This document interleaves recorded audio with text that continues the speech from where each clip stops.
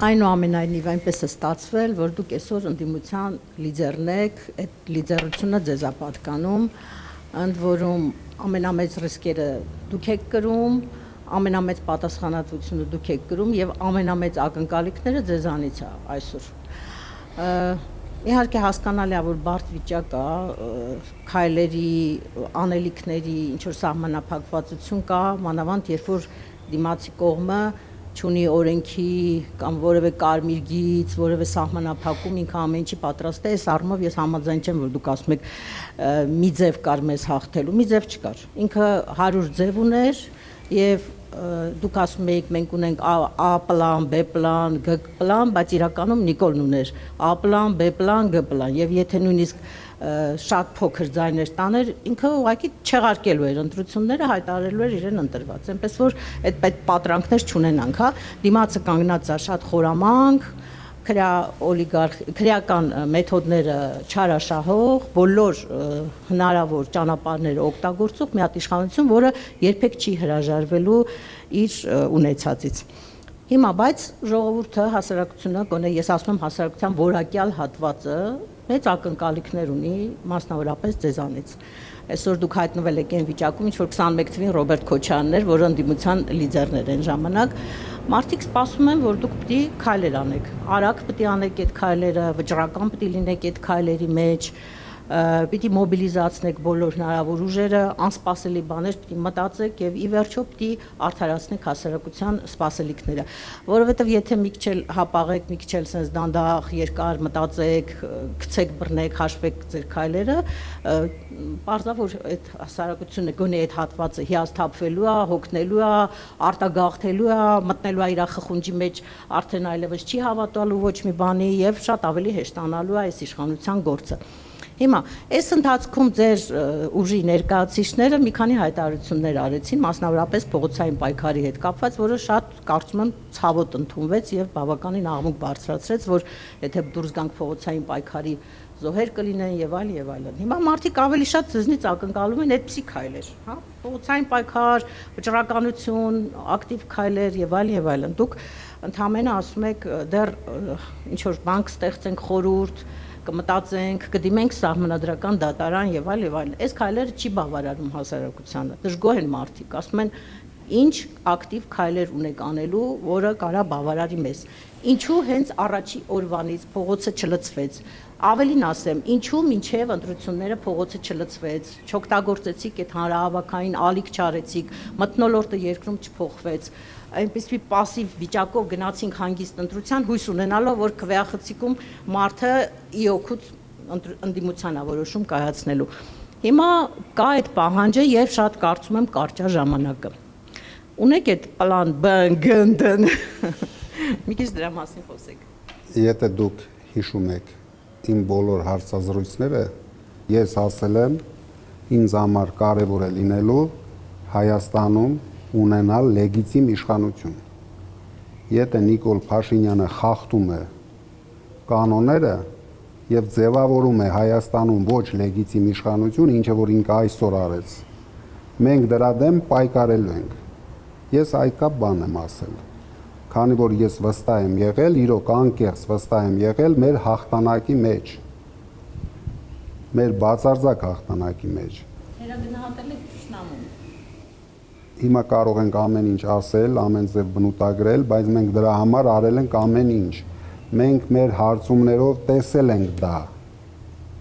Ես ընդհանուր բառեր ոչ մի անգամ չեմ օգտագործել եւ ընդհանրապես չեմ օգտագործում։ Մենք տեսել ենք այդ հաղթանակը, վատագույն դեպքում երկու ուժի հաղթանակը մենք տեսել ենք։ Բայց հաղթանակը գողացան, նորից եմ ասում, խախտումներով, 3 փուլով նրանք ապօրինություններ արեցին։ Նախընտրական փուլում, ու չեմ ուզում կրկնվեմ, բացատրեցի, արեցին ապօրինություններ։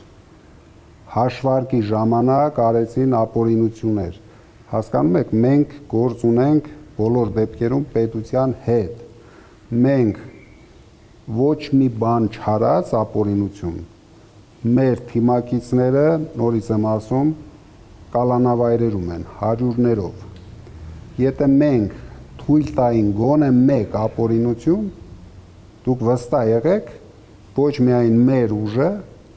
բոլոր ընդդիմադիր ուժերը այսօր կգտնվեին ղեկավարների հետ միասին կալանավայրերում։ Ոչ մի բան չի կատարվել։ Մենք տեսել ենք Վրաստանում 3 ամիս 200,000 մարդ լցված փողոցները միջազգային բոլոր կառույցներու եվրոպական միության բացարձակ աջակցության ոչ մի բան չկարողացան փոխեին։ Եթե մենք հիմա սկսենք փոքր միջոցառում, մենք ամեն օր դուք տեսնում եք,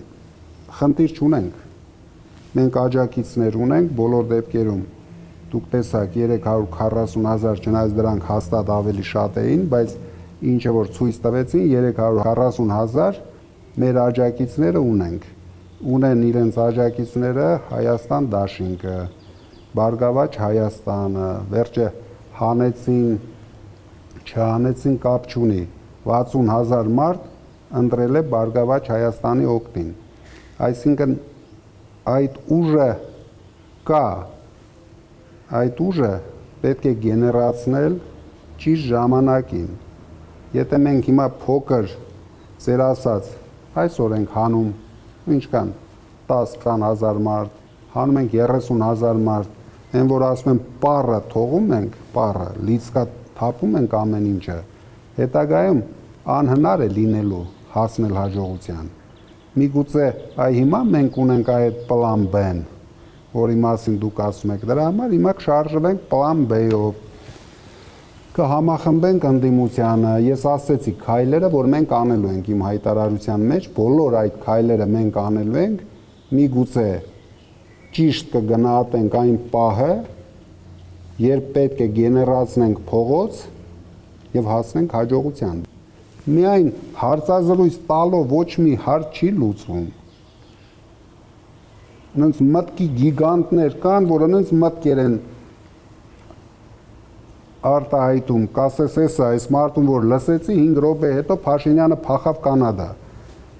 Ես շատ փորձառու մարդ եմ, շատ լավ գիտեմ ինչպիսի քայլերով կարելի հասնել հաղթանակի։ Մենք անելու ենք մեր քայլերը մեր ձևով եւ հասնելու ենք հաղթանակի մեր ձևով։ Չի կարելի էմոցիաների տրվել, հասկանում եք, մեզ պրովոկացիայի են ենթարկում Փաշինյանը իր թիմակիցների հետ եւ իրեն աջակցող ուժերը։ Մենք հիմա ենթարկում ենք պրովոկացիայի եւ վերջանում ենք որպես քաղաքական ուժ։ Բայց մեր նպատակը դա չի, որ մենք